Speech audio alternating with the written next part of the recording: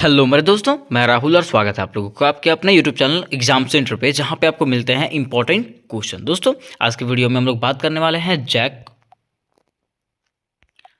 Class 9 examination 2024, ठीक है, जिसमें से आपको बताया जाने वाला है साइंस के एमसीक्यू क्वेश्चन। जैसा कि आप लोग सब जान रहे हो दोस्तों, क्लास 9 में जो है ना आपका एमसीक्यू क्वेश्चन ही पूछा जाएगा, है ना।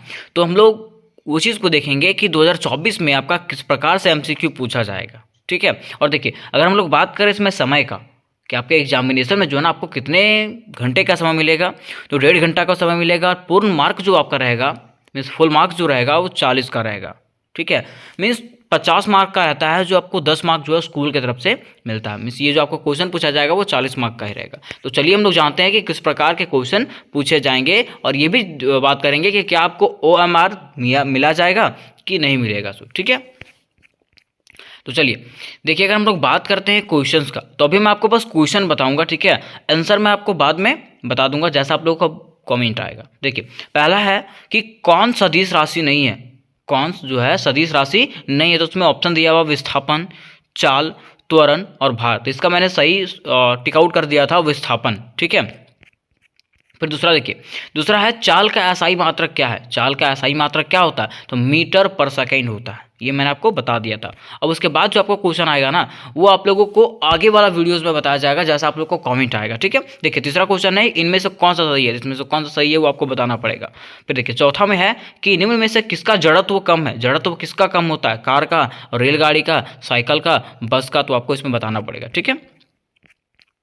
आगे देखिए, क्वेश्चन नंबर 5 की बात करें, लिखा हुआ 2 kg द्रव्यमान वाला वस्तु को 5 मीटर पर सेकेंड की दर से त्वरित करने के लिए कितना बल की आवश्यकता होगी। ये क्वेश्चन है, इसमें ऑप्शन दिया हुआ 5 न्यूटन, 10 न्यूटन, 20 न्यूटन, 2.5 न्यूटन। तो ये आपको बताना पड़ेगा, ठीक है।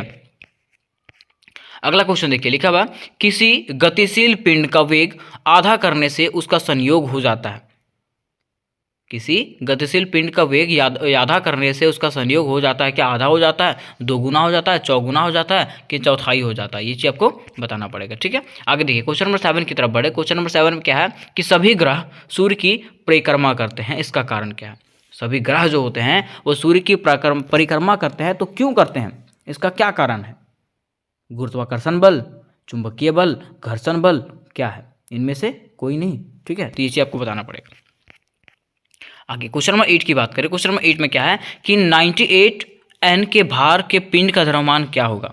98 N के पिंड का भार का पिंड का द्रव्यमान क्या होगा। तो ये आपको बताना पड़ेगा। मैं बस आपको क्वेश्चन डील करवा दे रहा हूँ, ठीक है। क्वेश्चन आप देख लीजिए, क्योंकि इसी प्रकार से आपके फाइनल एग्जामिनेशन में क्वेश्चन आने वाला है। ये जो आपके लिए मोस्ट इंपॉर्टेंट क्वेश्चन होने वाला है, तो जरूर से जरूर इसको जाकर के देख ले एक बार, ठीक है। देखिए, क्वेश्चन नंबर 9 है चंद्रमा पर 60 kg द्रव्यमान की वस्तु का भार क्या होगा, ठीक है। फिर आगे देखिए, क्वेश्चन नंबर 10। क्वेश्चन नंबर 10 में क्या है, निम्न में से कौन सही है, निम्न में से कौन सा सही है, ठीक है। तो क्वेश्चन एक बार आप बढ़िया से देख लीजिए, ठीक है। अगर आपको आता है तो ठीक है, नहीं तो मुझे कमेंट करें, मैं आपको इसको आंसर में बता दूंगा, ठीक है। फिर देखिए, लिखा हुआ शक्ति का मात्रक है। शक्ति का मात्रक क्या होता है ना।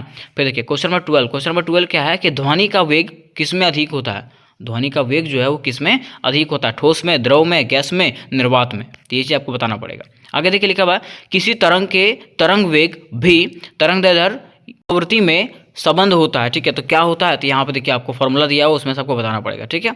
आगे देखिए, निम्न में से कौन पदार्थ है, पदार्थ में से कौन सा है, प्रेम, ठंडा पेय, गंध की ठंडा। ये आपको इसमें बताना पड़ेगा, ठीक है। अगला देखिए, क्वेश्चन नंबर 15 आपका कि 100 डिग्री सेल्सियस तापमान किसके बराबर है। 100 डिग्री सेल्सियस जो है तापक्रम, वो किसके बराबर है, ठीक है। तो यहाँ पे आपको बताना पड़ेगा किसके बराबर है ये सो, ठीक है। आगे देखिए, क्वेश्चन नंबर 16 है कि जल का क्वथनांक है। जल का क्वथनांक कितना होता है, क्या 273 केल्विन होता है, 373 केल्विन होता है, 473 केल्विन होता है, कि 573 केल्विन होता है। ये आपको बताना पड़ेगा, ठीक है।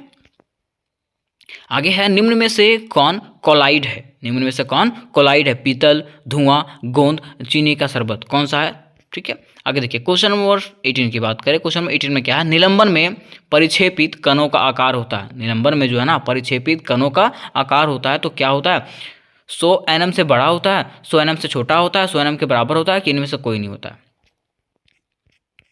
फिर देखिए, क्वेश्चन नंबर 19 है कि निम्न में से कौन तत्व नहीं है। निम्न में से जो है ना कौन सा तत्व नहीं है, ऑक्सीजन, तांबा, चांदी, पानी। कौन तत्व नहीं है आपके बारे में आपको बताना पड़ेगा। ठीक है, आगे साधारण नमक का रासायनिक सूत्र, साधारण नमक जो होता है उसका रासायनिक सूत्र क्या होता है? NaCl, MgCl2, CaCl2, क्या होता है? इनमें से कोई नहीं, ये आपको बताना पड़ेगा। ठीक है, आगे देखिए दोस्तों, क्वेश्चन नंबर 21 है, सूत्र H2O का साधारण नाम क्या है? H2O का साधारण नाम क्या होता है? हाइड्रोजन होता है, ऑक्सीजन होता है, एक और दो दोनों होता है, कि जल होता है? ठीक है, ये चीज आपको बताना पड़ेगा। आगे देखिए लिखा हुआ क्वेश्चन नंबर 22 में कि 0.4 मोल CO2 बराबर है, 0.4 मोल जो है ना वो CO2 के बराबर है। ठीक है, तो ये आपको देखना पड़ेगा कि 12 ग्राम होता है, 17.6 ग्राम होता है, 32 ग्राम होता है, कि 44 ग्राम होता है। आगे क्वेश्चन नंबर 23 की तरफ बढ़े, लिखा हुआ है 6.022 इंटू 10 का पावर 23 कणों के समूह को क्या कहा जाता है? इसके समूह को क्या कहा जाता है? मोल कहा जाता है, अणु कहा जाता है, परमाणु कहा जाता है, कि क्या कहा जाता है? ये आपको बताना पड़ेगा। ठीक है, आगे देखिए क्वेश्चन नंबर 24 कि मैग्नीशियम की परमाणु संख्या 12 है। मैग्नीशियम की परमाणु संख्या कितना है? 12 है। इसकी संयोजकता क्या है? इसकी संयोजकता क्या है? 1 है, 2 है, 3 है, कि 4 है? ठीक है,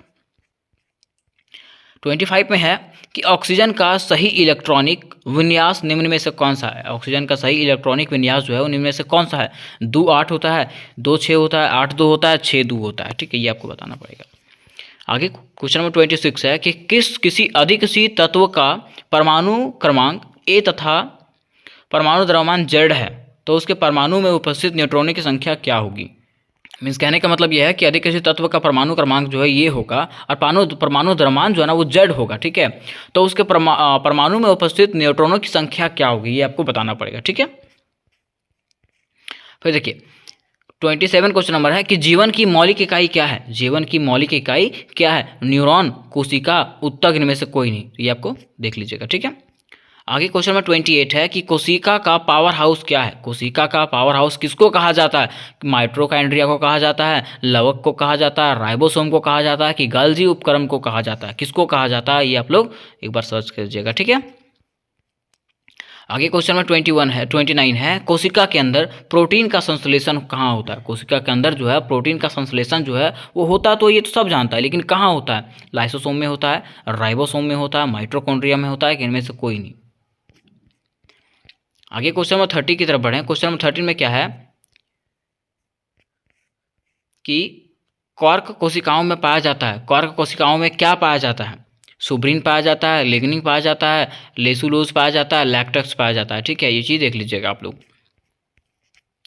आगे देखिए क्वेश्चन में 31 है कि ट्रैकिया और अंडवाहिनी में पाया जाने वाला उत्तक है। ट्रैकिया और अंडवाहिनी में पाया जाने वाला उत्तक क्या है? कंकाल उत्तक, वासीय उत्तक, पक्षवामी एपिथेलियम, कि इनमें से कोई नहीं? आगे है क्वेश्चन नंबर 32 में कि पौधों में जड़ और तने की मोटाई किस उत्तक के कारण बढ़ती है? पौधों में जड़ और तने की मोटाई जो है वो किस उत्तक के कारण बढ़ जाता है? कैम्बियम के कारण, जाइलम के कारण, फ्लोएम के कारण, इनमें से कोई नहीं? तो ये आपको आंसर देख लेना। ठीक है, फिर देखिए क्वेश्चन नंबर 33 में मेढक का हृदय में कितने कक्ष होते हैं? मेढक का जो हृदय होता है उसमें कितने कक्ष होते हैं? 3, 2, 1, 0। ठीक है, आगे है बुकलंग पाया जाता है। बुकलंग जो है वो पाया जाता है किसमें? बिच्छू में पाया जाता है, रोहू में पाया जाता है, तिलचट्टा में पाया जाता है, चूहा में पाया जाता है। ये चीज़ आप लोग बायोलॉजी पढ़े होंगे तो जानते होंगे। देखिए आगे है मेढक है। मेढक क्या है? शीत रक्त वाले, शीतोष्ण रक्त वाले, उष्ण रक्त वाले, इनमें से कोई नहीं? तो इसे आपको देखना है। आगे है 36 में कि एक रोगवाहक कीट है। एगो रोगवाहक कीट है, कौन सा है? तो मक्खी है, मच्छर है, तिलचट्टा है, इनमें से कोई नहीं। ठीक है, 37 में है एक दीर्घकालिक रोग है। एक दीर्घकालिक रोग क्या है? हैजा, जुकाम, बुखार, एक्जिमा। ये चीज़ आपको देखना है। आगे है 38 में किस पोषक तत्व की कमी से एनीमिया बीमारी होती है? ऐसा कौन सा पोषक तत्व है जिसके कमी से जो है ना एनीमिया की बीमारी होती है? ये आप लोग सब जानते होंगे। ठीक है, आगे क्वेश्चन नंबर 39 की तरफ बात करें, लिखा हुआ दाल से हमें क्या प्राप्त होता है? दाल जो हम लोग खाते हैं उससे हम लोग को क्या प्राप्त होता है? प्रोटीन, कार्बोहाइड्रेट, वसा, इनमें से कोई नहीं? फिर आगे क्वेश्चन नंबर 40 आपका कि भारत में किस क्रांति के कारण भोजन उत्पादन में वृद्धि हुई। भारत में ऐसा कौन सा क्रांति हुआ जिसमें से भोजन की उत्पादन में क्या हुआ था, वृद्धि हुआ था। तो क्या रजत क्रांति हुआ था, हरित क्रांति हुआ था, श्वेत क्रांति हुआ था, कि इनमें से कोई नहीं हुआ था। ठीक है, तो ये आपके 40 क्वेश्चन हो गए जो आपको हिंदी में भी मिलेंगे और इंग्लिश में भी देखने को मिलेंगे। ठीक है, ये क्वेश्चन आप लोग देख लीजिए। अगर आप लोग को क्वेश्चन नहीं समझ में आता है तो मुझे कमेंट करें, मैं इसका आंसर जल्द से जल्द अपलोड कर दूंगा। ठीक है, और इससे रिलेटेड अगर और भी क्वेश्चन आपको चाहिए होंगे या तो इसका PDF चाहिए होगा, क्लास 9, क्लास 10, 11, 12 जितने भी क्लासेस हैं उसका इंपॉर्टेंट क्वेश्चंस के लिए यूट्यूब चैनल को सब्सक्राइब कर लें और अपने दोस्तों में ज़रूर से ज़रूर शेयर करें। उसके साथ साथ आपको डिस्क्रिप्शन बॉक्स में जो टेलीग्राम ग्रुप का लिंक मिलेगा जहाँ पे आपको PDF अवेलेबल करवाया जाएगा इंपॉर्टेंट क्वेश्चंस का। ठीक है, तो जल्द से जल्द क्या करें, टेलीग्राम ग्रुप ज्वाइन हो जाए। तो मिलता है नेक्स्ट वीडियो में, तब तक के लिए जय हिंद, जय भारत।